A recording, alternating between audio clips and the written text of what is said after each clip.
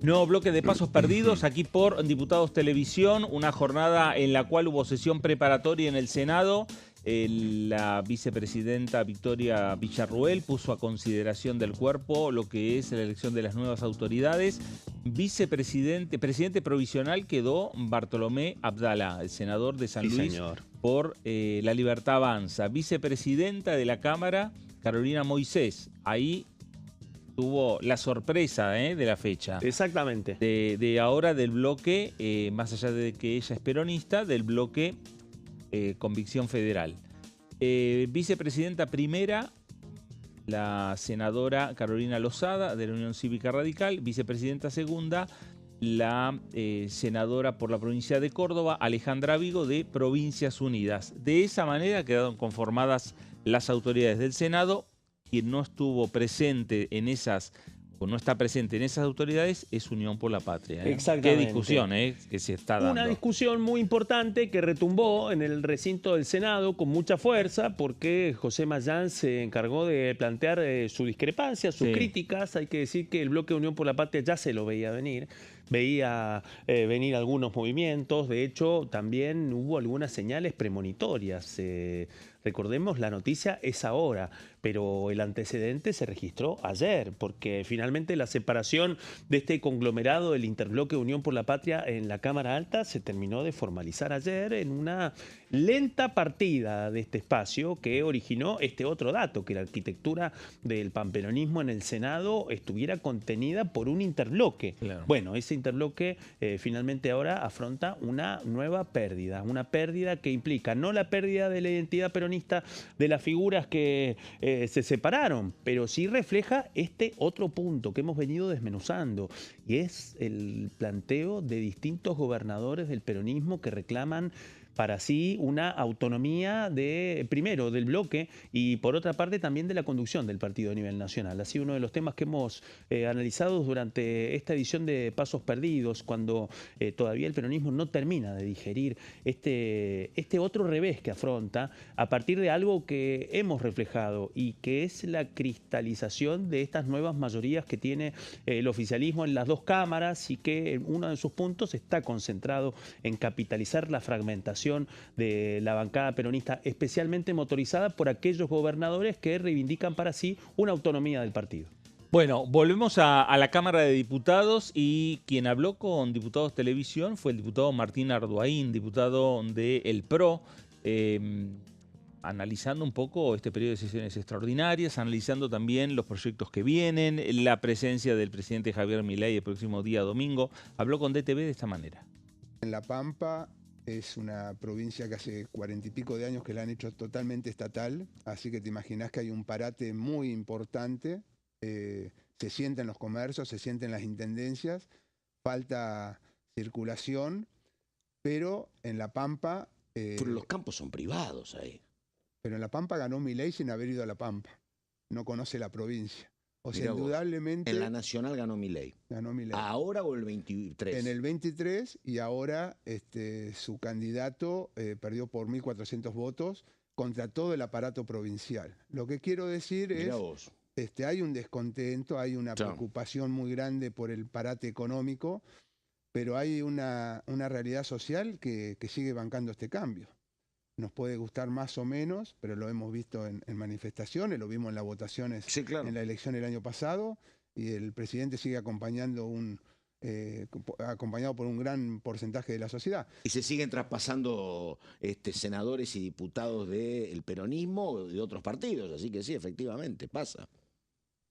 Mirá. Terminaría primero porque lo que estás diciendo también es importante, lo del Senado, desde la vuelta a la democracia, que el peronismo-kirchnerismo ha tenido una mayoría automática que impidió a cualquier otro gobierno de otro signo político terminar. Y este presidente, con las debilidades o no que tuvo, hoy pudo romper con eso y terminó con esa mayoría automática en el Senado. Es muy importante lo que está pasando, porque lo está haciendo la gente.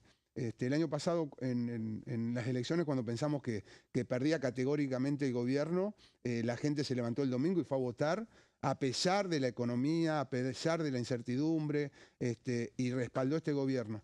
Así que creo que es el cambio lo está haciendo la gente. no el gobierno. La gente no compra más esto de la victimización, de la agresión, de la violencia. Fíjate, los que son violentos en las manifestaciones en la plaza cada vez están más solos. A Martín Ardoain, ¿no? Hablando con Pato Méndez, respecto también a lo que iba sucediendo, más allá de la provincia de La Pampa, lo que iba sucediendo en el Senado. Cómo golpeó en todos los sectores políticos la situación de una sesión preparatoria, que a veces nosotros decimos, es una sesión preparatoria, simplemente se sientan los senadores, levantan la mano, eligen las autoridades y listo. Sí, señor. Muy aburrida, decimos. Exactamente, un trámite Claro. considerada la preparatoria del Senado. Trámite que, recordemos, el año pasado, trámite que, entre otras cosas, también establece el momento de las sesiones ordinarias, Claro. ¿no?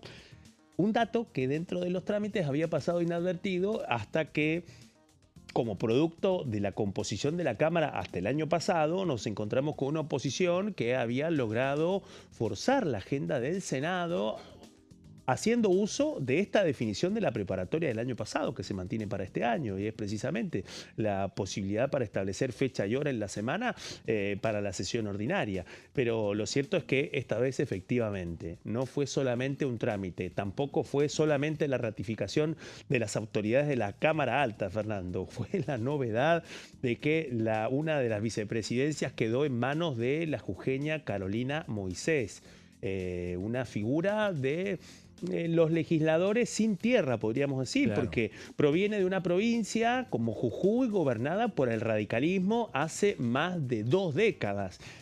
Su principal figura, Gerardo Morales. Bueno, su sucesor, Carlos Sadir, uno de los 5 gobernadores que tiene el radicalismo. Y muchos dirán, pero bueno, pero Moisés es peronista. Sí, Moisés es peronista y forma parte del conglomerado de senadores que decidieron tomar distancia de la conducción del bloque de Unión por la Patria en este momento en manos del kirchnerismo. Y en ese contexto, otra pieza respecto a este nuevo armado sostenido por otros gobernadores del norte que tienen casi la misma interlocución que Carlos Sadir con la Casa Rosada. Y me refiero a las piezas determinantes de este nuevo dador de votos para el oficialismo que proviene del peronismo. Y me refiero a los legisladores y especialmente senadores que responden a los gobernadores Raúl Jalil de Catamarca, Osvaldo Jaldo de Tucumán, Gustavo Sáenz de Salta. Y en ese contexto, bueno, el paradigmático rol de Carolina Moisés, senadora sin tierra para el peronismo, pero que en este contexto forma parte de una pieza desequilibrante para esta nueva geografía del peronismo en el arranque, a un paso del arranque del periodo 144 de sesiones ordinarias del Congreso. Gobernadores que vos, Claudio, bien estás mencionando, no es que en los últimos tiempos se acercaron al gobierno nacional. En el caso de Jaldo, principalmente, desde el primer momento, sí, señor. Fue quien rompió el primero en romper el bloque sí, de señor. diputados de Totalmente, Unión por la con Patria. la creación del bloque Independencia. Exactamente. Con una interlocución con otro tucumano muy influyente, que fue brevemente ministro del Interior. Me refiero a Lisandro Catalán, a quien acompañó al entonces jefe de gabinete y primero ministro del Interior, Guillermo Francos. Bueno, claro, atrás había una voz tucumana siempre, exacto, Lisandro Catalán. exacto. Ese interlocutor privilegiado que, bueno, le permitió abrir una puerta clave para Osvaldo Jaldo en un proceso de recomposición del peronismo tucumano. Y bajo la consigna, el que avisa no traiciona, Osvaldo Jaldo fue el primero en promover algo que ya venía pasando dentro del bloque del peronismo, y era que distintos sectores y especialmente distintas expresiones del peronismo en varias provincias pedían articularse en el marco de un subbloque o de un interbloque. Bueno, finalmente el que terminó forzando eso sin ninguna posibilidad de articulación fue Osvaldo Jaldo con la creación del bloque Independencia. Ese fue el primero de las escisiones que se registran. Bueno, desde aquel entonces hasta ahora por lo menos se han multiplicado 3 o 4 y esta del Senado es realmente paradigmática y tiene un valor simbólico muy importante. Bueno, con este nuevo panorama que se va dando en las cámaras legislativas, tanto en diputados como en el Senado, también encara unas sesiones ordinarias con distintos temas, con distintas reformas, el gobierno nacional. Uno de los temas que empieza a trascender, veremos si finalmente lo menciona en su discurso, en su mensaje, el próximo día domingo el presidente Javier Milei, tiene que ver con una reforma electoral donde deje ya de lado, derogue lo que es la ley de las primarias abiertas, simultáneas y obligatorias que en las últimas elecciones estuvieron suspendidas. Bueno, ahora van directamente por la derogación. Martín Arduaín, hoy hablando con Carlos Pato Méndez, decía y mencionaba este tema de esta manera. El año pasado estuvimos de acuerdo, había que suspenderla, era un pedido de la sociedad, no se podía explicar la cantidad de gastos, la cantidad de veces que te hacen ir a votar, había un descontento, nosotros en La Pampa votamos 5 o 6 veces el año anterior, es un despropósito, hay mucha especulación política, o sea, sobre un sistema que fomenta la democracia y la participación política, como serían las PASO, en la práctica hay un uso político. El gobernador de La Pampa desdobló, nos hizo votar en febrero con 40 grados de calor, no fue nadie, por supuesto, pero mantienen el poder ellos. Entonces, me parece que el sistema lo vamos a debatir. Yo en lo personal, porque no lo he hablado partidariamente, me parece que las PASO, te vuelvo a decir, dan participación y terminan con el dedo, que nos tienen muy acostumbrados los partidos políticos, a este es el candidato. Y las PASO terminan con el dedo. Y no te disgustan, entonces. Abren el juego. No, a mí me parece bien. Lo que me parece complicado, y agradezco la pregunta, es cómo se lo explicás a la sociedad cuando tenés que ir a votar un montón de veces. O sea, o nos ponemos de acuerdo y simplificamos, porque si cada gobernador o cada intendente, en este caso no se puede, pero el gobernador desdobla, terminamos votando 5 o 6 veces en un año. Martín Arduaín, diputado nacional del PRO por la provincia de La Pampa. Bueno, cambiamos de tema, nos quedamos hablando obviamente del Congreso, nos quedamos hablando del Parlamento. Tenemos que hablar un poco de lo que es el Congreso como estructura, ¿no? Más allá del símbolo, y que está cumpliendo años. Exactamente, Claudio. Sí señor. Hoy traemos un capítulo, una página que está alejada de la coyuntura caliente. Coyuntura caliente que, hay que decirlo, está marcando, dando las últimas puntadas de un periodo de extraordinarias que cierra con definiciones muy importantes para el gobierno. También lo que hemos dicho durante esta edición de Pasos Perdidos, la cristalización y también la utilización de las nuevas mayorías que tiene el oficialismo.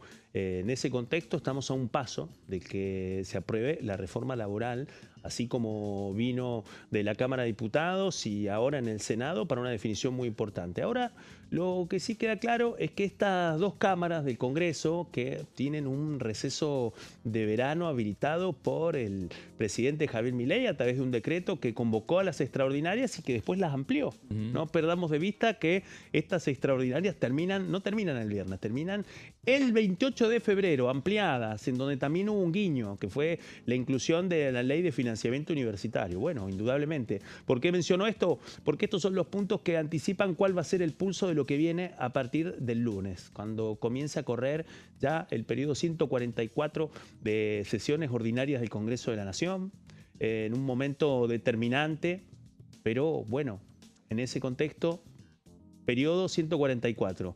Para un Palacio del Congreso, Fernando, que este año va a cumplir 120 años. Ha llegado un momento redondo en la historia de este paradigmático palacio que, bueno, ante el mundo y también ante el pueblo argentino simboliza, bueno, la casa de la democracia, el lugar en donde no solamente se ejerce la democracia, sino donde las discusiones políticas se plasman de materia numérica a partir del veredicto de las urnas. Mayorías y minorías son las que finalmente, a través de una serie de reglamentos que han marcado la historia de este Congreso de la Nación, permiten que finalmente posiciones totalmente antagónicas, bueno, puedan convivir en el marco de la discusión democrática. Todo eso encierra 144 periodos de sesiones ordinarias, pero en ese contexto, dos congresos de la Nación. Un congreso, que ahora lo vamos a contar dentro de un ratito,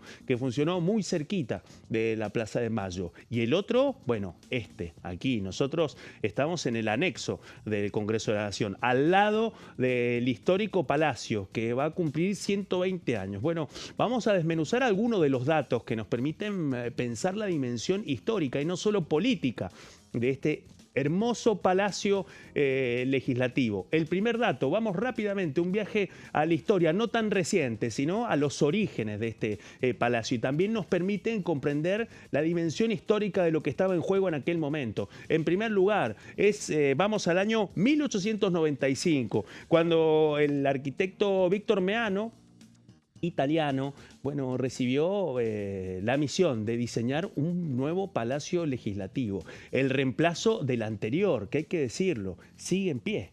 El anterior sigue en pie. Ahora vamos a contar dónde está y cómo se puede visitar. Pero no perdamos de vista que a partir de 1895 se empieza a pensar un nuevo Congreso de la Nación. En el kilómetro cero, aquí, en la intersección de la calle Entre Ríos y Avenida Rivadavia. Y en aquel momento, luego de 1895, pasamos al proceso de construcción. Vamos a la siguiente placa para poder repasar cuáles fueron los momentos de nacimiento de este Palacio Legislativo. En primer lugar, la construcción comenzó en julio de 1897 y finalmente su inauguración, y estas son las razones por las cuales traemos a colación todo este proceso histórico, es porque el 12 de mayo de 1906 fue inaugurado el nuevo Congreso de la Nación. Y ustedes nos preguntarán, ¿completo tal como se conoce ahora? Para nada. No, para nada. Lo que se inauguró en aquel 12 de mayo de 1906 fue la fachada principal que ha inmortalizado la estructura y el diseño del Congreso de la Nación, algunos de los salones principales del Congreso, como el histórico Salón Azul, como el salón que le da origen a este programa, como el Salón de Pasos Perdidos, que es el que conecta las dos cámaras del Congreso. Bueno, esas fueron, podríamos decir, la primera parte de un ambicioso programa de obras que se extendió durante décadas. Lo cierto es que la obra gruesa, y no solamente su obra gruesa, según han podido no solamente recopilar historiadores, sino restauradores. ¿Por qué digo restauradores? Porque el Congreso de la Nación, ahora, a dos parpadeos de cumplir 120 años de historia, es la meca de buena parte de los grandes restauradores argentinos. Los grandes restauradores argentinos en gran parte han hecho parte de su carrera aquí, en el Palacio Legislativo del Congreso Nacional, especialmente no solamente por las técnicas y por los procesos que han implicado su construcción, sino también por su recuperación. Este es un dato muy importante que nos permite comprender la dimensión histórica de lo que se va a poner en juego el próximo 12 de mayo de 2026, cuando se cumplan 120 años de aquel momento, que fue 1906. ¿Quién era el presidente en aquel momento? Bueno, José Figueroa Alcorta. Ese periodo de sesiones ordinarias lo inauguró José Figueroa Alcorta, por entonces vicepresidente de la Nación en ejercicio de la presidencia, luego de la muerte de Manuel Quintana, que era quien tendría que haber inaugurado ese periodo de ordinarias. Periodo de ordinarias que, recordemos, no se abría el 1 de marzo, se abría el 1 de mayo. Así que ese 12 de mayo fue 12 días después de que había comenzado ese periodo, y ese fue el momento inaugural. Pasamos rápidamente a la placa 3, luego de haber repasado un poco esta foto, la foto del 12 de mayo de 1906, con una fachada del Congreso de la Nación terminada, con su cúpula, con algunos de sus principales salones terminados. Quedaba un largo camino por recorrer. Bueno, esta construcción inicial terminó recién en 1914, es decir, que desde que comenzó a funcionar el nuevo Palacio Legislativo, todo nuevito, bueno, senadores, senadoras, diputados y diputadas transitaron por un Congreso en obra, por lo menos por 4 décadas. Y en este caso, la primera etapa recién se concluyó en el año 1914. ¿Qué pasó? Bueno, fue suspendida por una investigación parlamentaria de presunta corrupción en la primera etapa de las obras. Después pasamos rápidamente a lo que fue la segunda etapa. La segunda etapa de construcción fue en el año 1920. Y eso fue la finalización de la fachada sobre Avenida Rivadavia. Recién en 1920, 14 años después de que comenzó a funcionar el nuevo Congreso de la Nación, la fachada de la Avenida Rivadavia, es decir, el acceso a la Cámara de Diputados, recién estaba terminada. La otra etapa recién concluyó en 1940 y eso implicó la finalización de la parte de atrás del palacio, es decir, la imponente parte de atrás del Congreso de la Nación, que es lo que se puede ver desde la calle Combate de los Pozos, y al mismo tiempo también la finalización de la fachada del Senado de la Nación, es decir, sobre la calle Hipólito Yrigoyen. Entre una fachada, entre la de Rivadavia y la de Hipólito Yrigoyen y la de Combate de los Pozos, pasaron 20 años, así que podemos decir de que la fachada principal del Congreso concluyó en 1914, la siguiente en 1920 y la última recién en 1940. Es decir que desde 1940 tenemos una versión como la conocemos actualmente del Congreso Nacional. Antes, bueno, era un proceso de obra que además también estuvo suspendida por una investigación parlamentaria. Enfrente, el magistral Molino. El viejo molino, el café El Molino, uno de los lugares que tuvieron una importancia histórica para el Congreso de la Nación, tan determinante como fue el Tortoni para la Casa Rosada, ¿no? Todo unido por la Avenida de Mayo, que comunica a la Plaza de los Dos Congresos con la Plaza de Mayo. Pero hablo de la Plaza de Mayo para pasar a la siguiente placa y repasar el otro punto.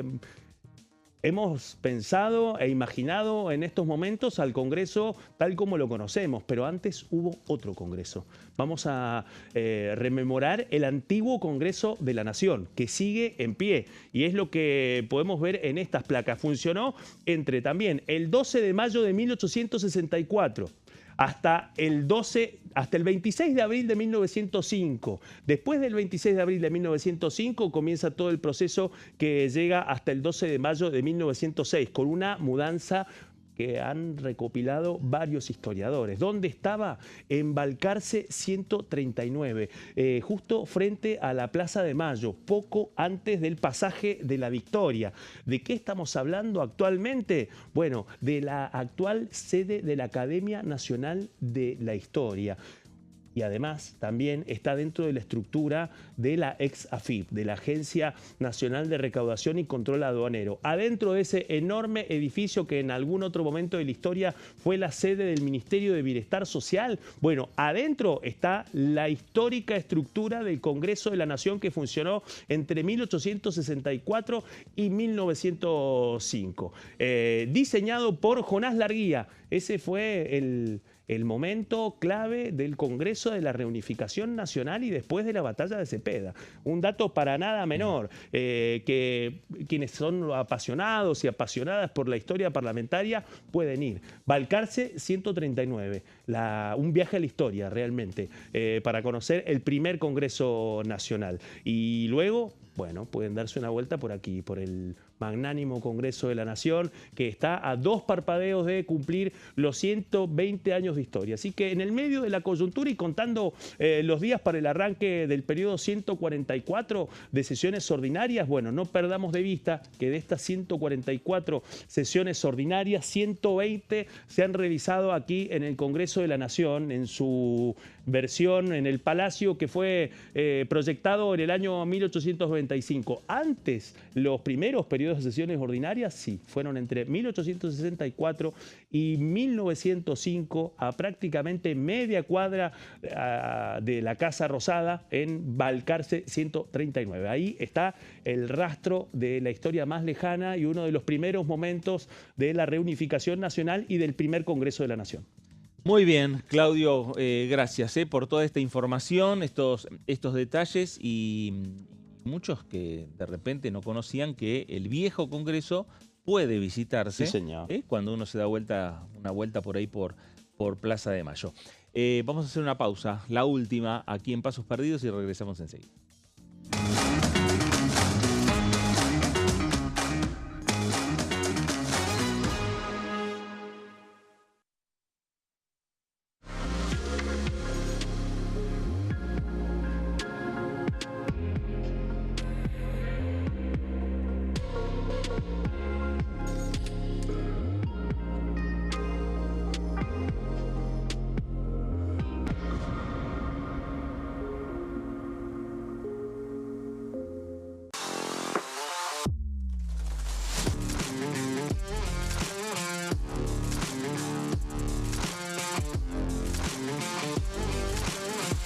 Orden del día, de lunes a viernes, 11 horas. ¿Quiénes conforman el Congreso?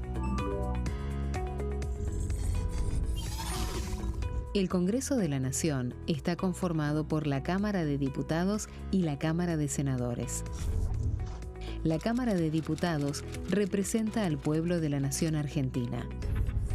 Esto significa que las provincias más grandes y con mayor cantidad de habitantes tienen muchos más diputados que las provincias más pequeñas. La manera de establecer las cantidades es proporcional. Por ejemplo, la provincia de Buenos Aires cuenta con 70 diputados nacionales y la provincia de Tierra del Fuego con 5. La Cámara de Senadores representa a las provincias. Cada provincia envía 3 senadores al Congreso Nacional. El total de senadores es 72, dado que las provincias argentinas son 24. Este es el número fijo, estipulado por la Constitución Nacional. Cada 2 años, el Congreso Nacional renueva la mitad de sus diputados y 1/3 de sus senadores nacionales. El mandato de los senadores es de 6 años, mientras que el de los diputados es más breve, dura solamente 4 años. La Cámara de Diputados tiene 257 miembros. En el recinto, los diputados se agrupan en bloques y en interbloques que expresan partidos políticos o afinidad ideológica. Existen también los monobloques, integrados por un solo diputado. El bloque oficialista se dispone a la derecha del presidente de la Cámara, el bloque opositor mayoritario a la izquierda, y en el centro, los bloques con menos cantidad de integrantes. Son requisitos para ser diputado: tener al menos 25 años, 4 años de ciudadanía argentina, haber nacido en la provincia por la que se postula o haber residido en ella los 2 años precedentes.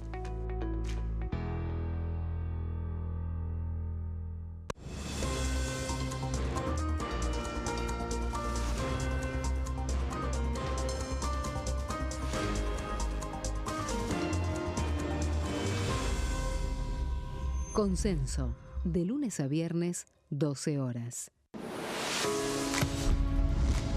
¿Cómo funciona el Congreso? Las sesiones son el espacio donde los diputados debaten proyectos de ley para su aprobación, modificación o rechazo. En una misma sesión pueden tratar varios proyectos de ley. Las sesiones ordinarias comienzan el 1 de marzo, cuando el presidente de la Nación inaugura el periodo ante la Asamblea Legislativa, y se extiende hasta el 30 de noviembre. El Poder Ejecutivo puede convocar a sesiones extraordinarias o prorrogar las sesiones ordinarias. La sesión es dirigida por el presidente de la Cámara de Diputados, que administra el uso de la palabra y las distintas instancias del funcionamiento.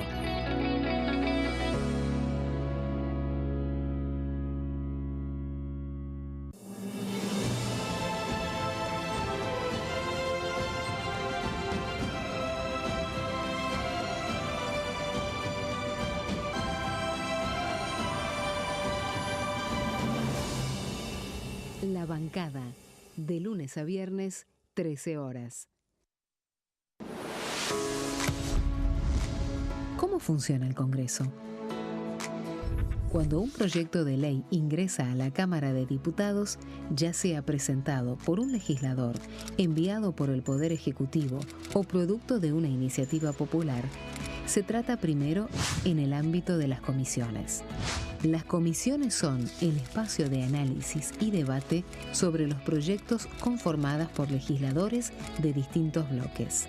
Hay 46 comisiones permanentes que son centrales en la discusión parlamentaria, como Presupuesto y Hacienda, Asuntos Constitucionales o Legislación General.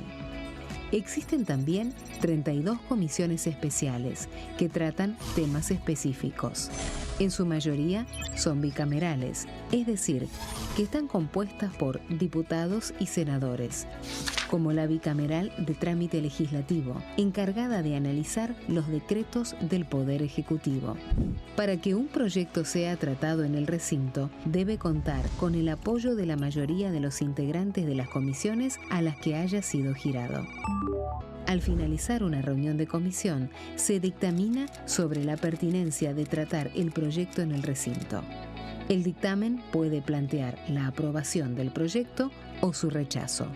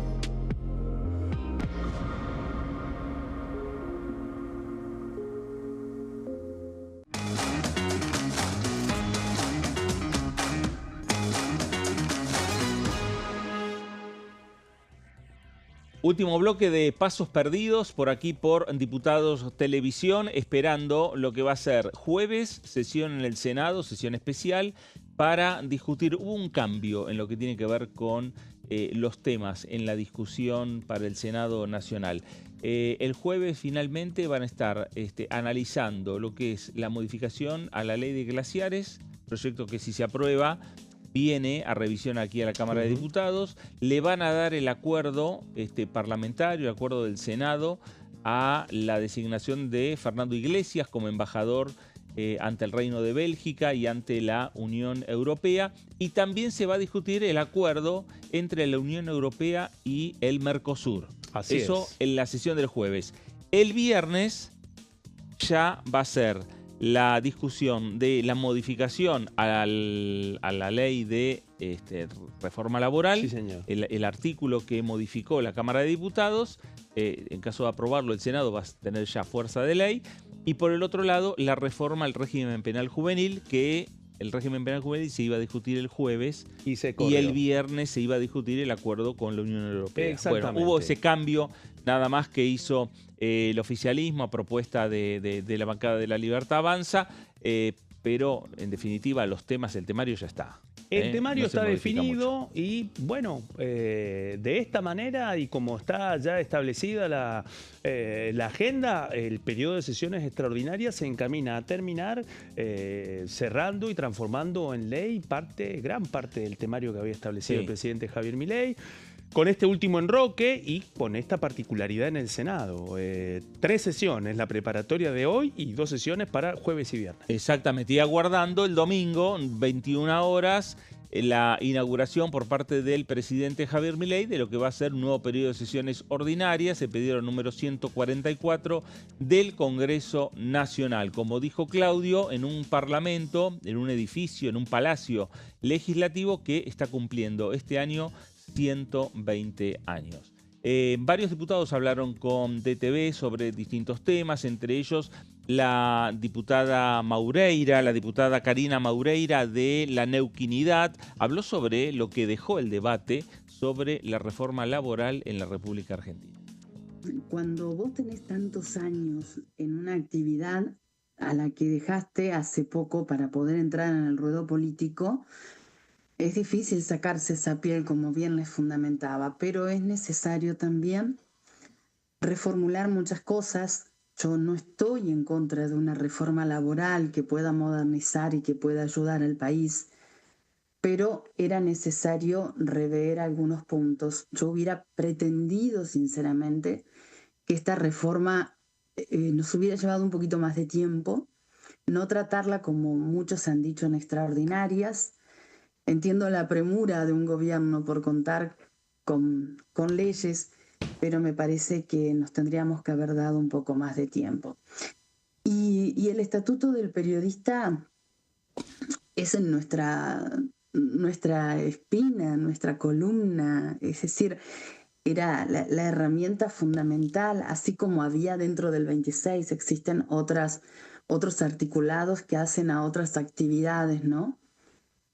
El 25 mismo, que habla de la industria cultural, por la cual también rechacé el de financiamiento en la cultura de nuestro país.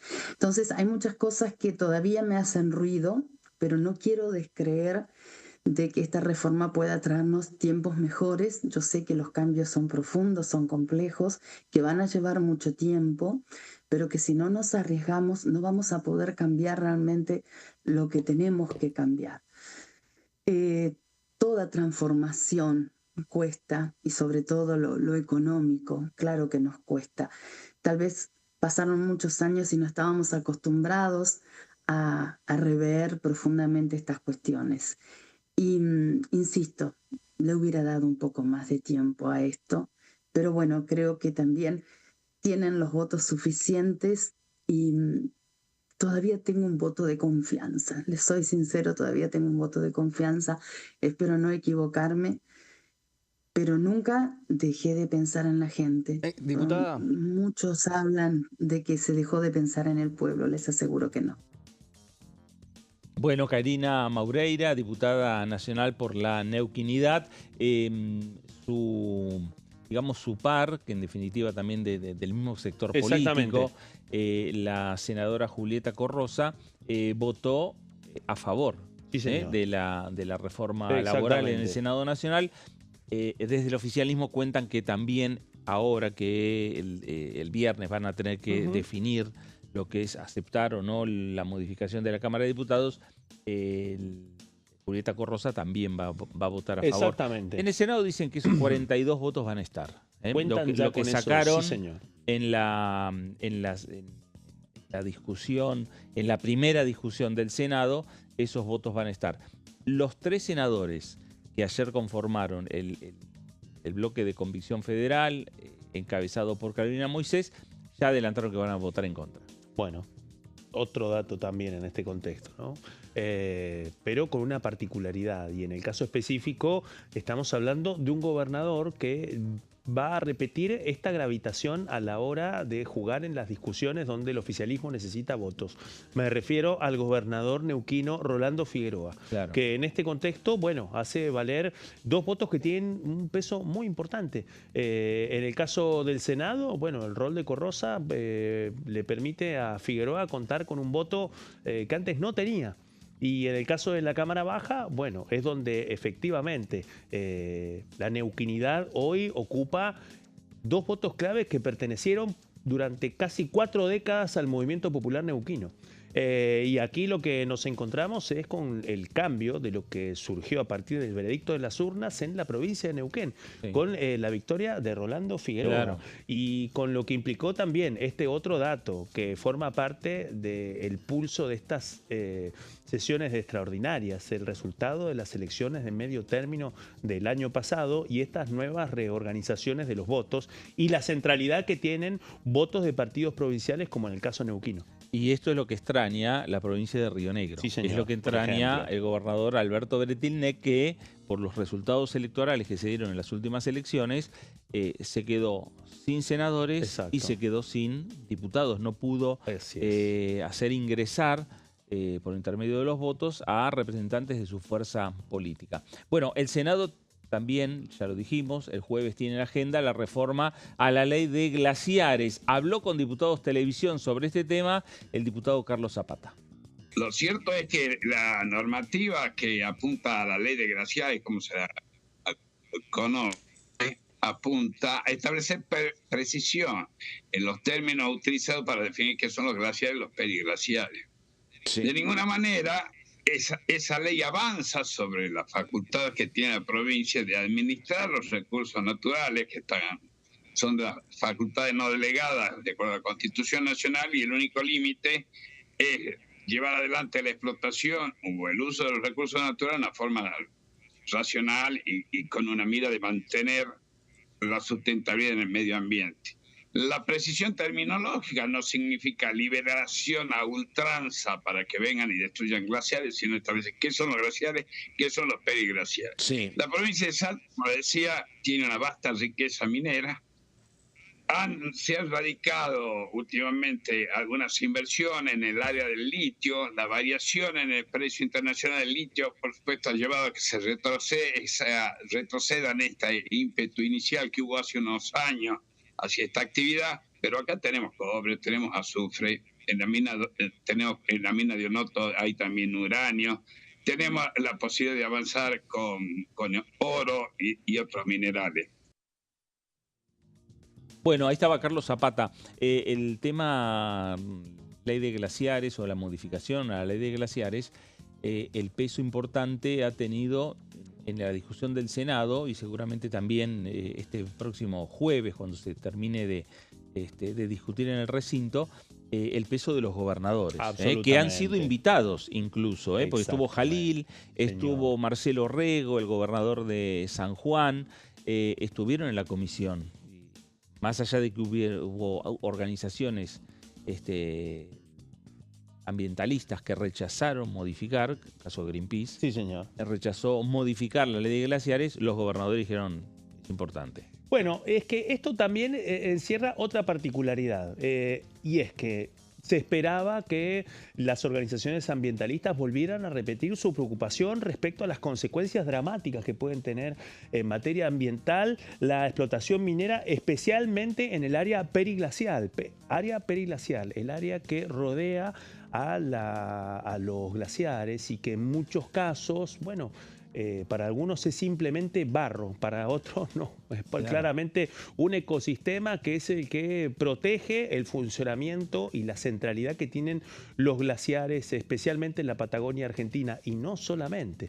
Del otro lado, bueno, quienes se sentaron en la mesa son finalmente para la Constitución Nacional quienes tienen la última palabra respecto a sus recursos territoriales y también a sus recursos naturales, es decir, los gobernadores. Así es que esto, Fernando, que vos estás bien puntualizando, es toda una demostración de poder y de respaldo de los gobernadores para esta discusión que tiene un carácter ambiental determinante para el futuro, pero que en ese contexto de esta tensión, bueno, los gobernadores se han encargado de hacer valer cuál es su voluntad aún ante la advertencia de los especialistas. Bueno, que sin lugar a dudas, cuando el debate, si termina de confirmarse como se presupone que el Senado va a darle sanción parlamentaria, el debate va a tener que venir a la Cámara de Diputados y seguramente dentro de lo que es el trabajo en comisiones van a volver a ser invitados los mandatarios como para tener una opinión ante los diputados de la Nación.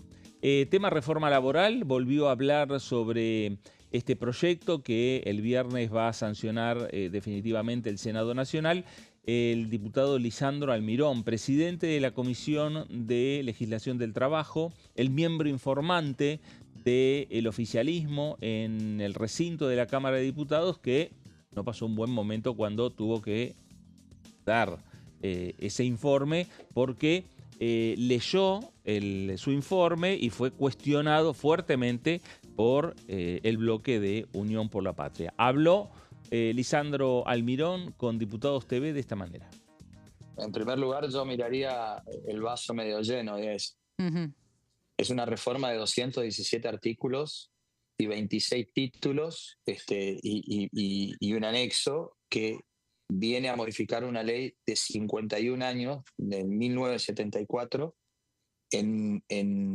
y lo que le ha costado a muchos gobiernos abordar estos temas. Nosotros hemos tenido el gran acompañamiento de muchos sectores que apuestan a un cambio, que quieren realmente un país donde estas trabas que muchas veces se dan por los mismos intermediarios, tanto en las relaciones laborales, empleo, que son generación, que es la posibilidad de generar que ese empleo registral aumente. Ver el vaso medio lleno significa que al abordar temas como vacaciones, banco de horas, jornada laboral, indemnización por despido, intereses en juicios laborales, derecho a huelga, convenios colectivos, la modificación, la ultraactividad, salario dinámico, salario en dólares que se incorpora, régimen de incentivo de formalización laboral, beneficios y promoción de empleo.